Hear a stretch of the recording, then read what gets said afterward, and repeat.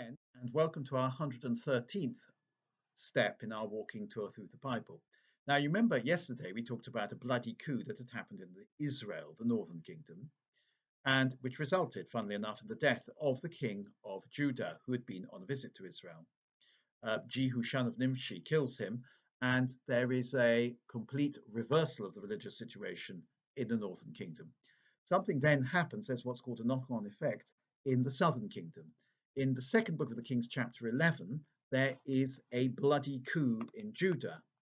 Because the king is dead, his mother decides to seize power, and she murders the entire royal family. This is a bit problematic.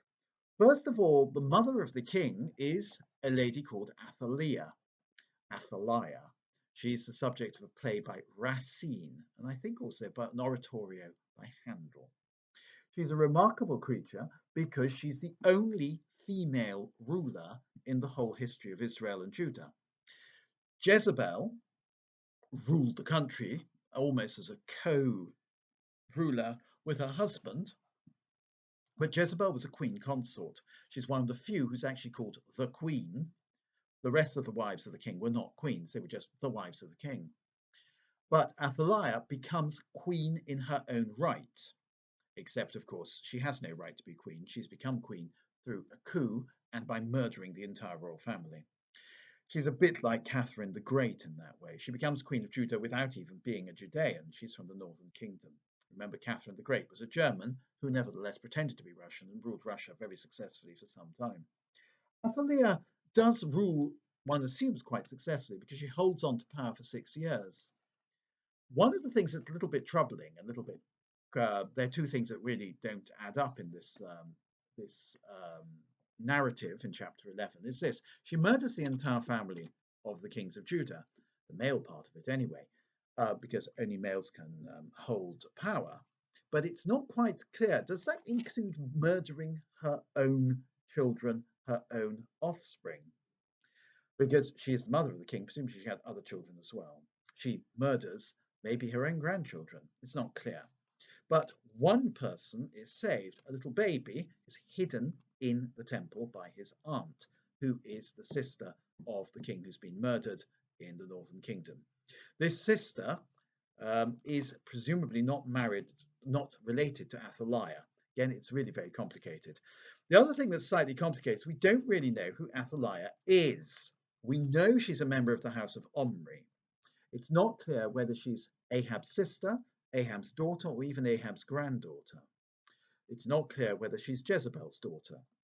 It's a good guess to say that she is Jezebel's daughter because she is a very tough woman, and so was Jezebel, a very tough woman. But of course, like Jezebel, she's going to come to a bad end. Now, what happens is that the aunt of the little boy who's rescued from the general massacre is married to the priest, and the priest Jehoiada hides the little boy in the temple. And when the little boy is 7 years old, they bring him out and they acclaim him king. They have a plot, and the plot depends on certain things coming together. First of all, the royal guard, who are mercenaries, do a trick. One lot is supposed to come off duty while another lot goes on duty in the temple. The lot supposed to come off duty stay on duty, and the lot going on duty join them. So all the guard are in the temple. They're primed by the priest Jehoiada. They bring out the little boy, and they acclaim the little boy king. The little boy is called Jehoash. Athaliah hears this going on. She hears the commotion. She comes out. She denounces it as treason.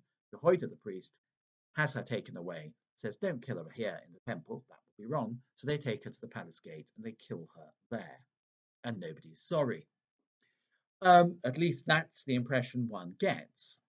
It doesn't actually say so that Athaliah was a bad person, but I think all the weight of evidence is there under the surface. First of all, she's a relation of Ahab. That's bad. Secondly, we assume she's a supporter of Baal. That's bad. Thirdly, she's a foreigner. She comes from the northern kingdom. That's very bad. And fourthly, well, yeah, she is not the legitimate ruler. That's bad. Fifthly, she is a woman, though she is really bad. She has stepped out of her natural orbit to become the only queen who's in her own right, and she's illegitimate, and therefore she is to be destroyed. Now, you don't really find very many feminist role models in the Bible. You know, it's pointless to pretend otherwise. Jezebel, who in the 20th century would have been a great feminist role model, is anything but.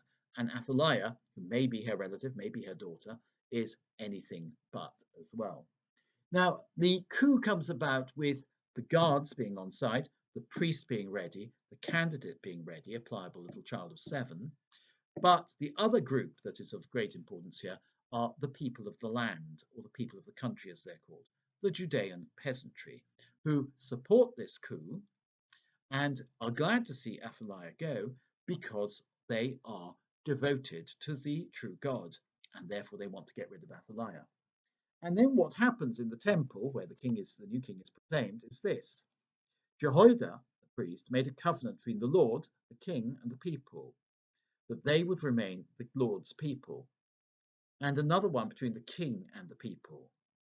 All the people of the country then went to the temple of Baal and demolished it. And they smashed its altars and its images and killed Matan, the priest of Baal, in front of the altars. So there's a religious counter-revolution going on here. Now, this king, this new king, grows up and he reigns for a very long time. In fact, he reigns for 39 years.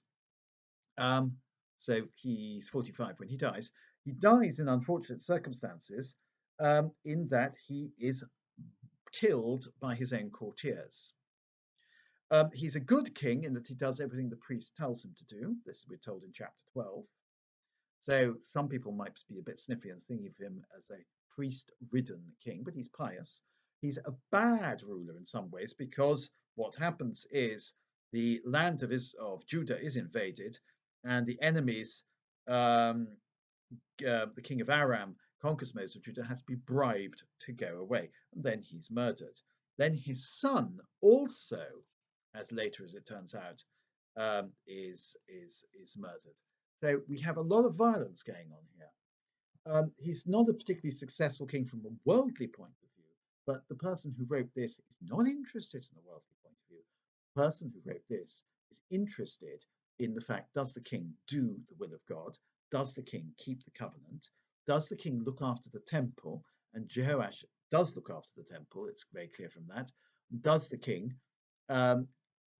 put aside and suppress and crush the paganism of the Baalites? That's really all that matters as far as the author of this is concerned. It's all very depressing, and I have to say the second book of the Kings becomes even more and more depressing because it's coup and counter coup, murder and plots, and one does feel a bit sorry for Athaliah. After all, she'd murdered the entire royal family of Judah, apart from this one child, and that was a mistake, wasn't it? And then, of course, she herself is put to death without trial. She's in fact murdered in the palace gate. It's a frightening sort of world, the world of ancient Judah, and there is a little slither of hope in this, though. The king makes a covenant with the people, and the king, the people, and the Lord are in a covenantal relationship.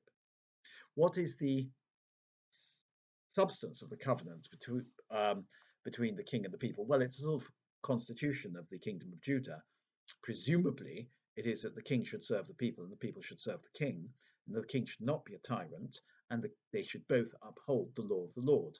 And the covenant between the people and the Lord is, of course, the book of Deuteronomy, and, of course, above all, the keeping of the Ten Commandments. Thou shalt not kill.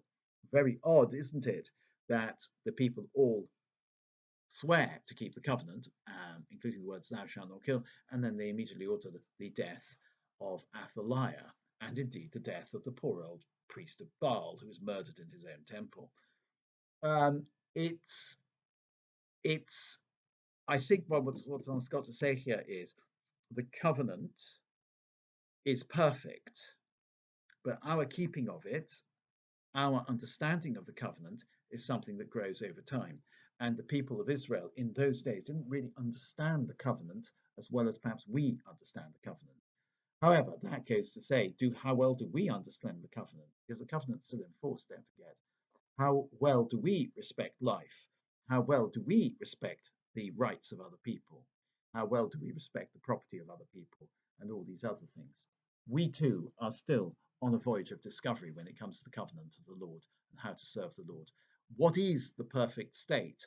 What is the perfect um, society from the point of view of God? We still don't know that. We're still aiming or trying to activate that. Anyway, another day, another bloody coup. That's the history of Israel and Judah for you.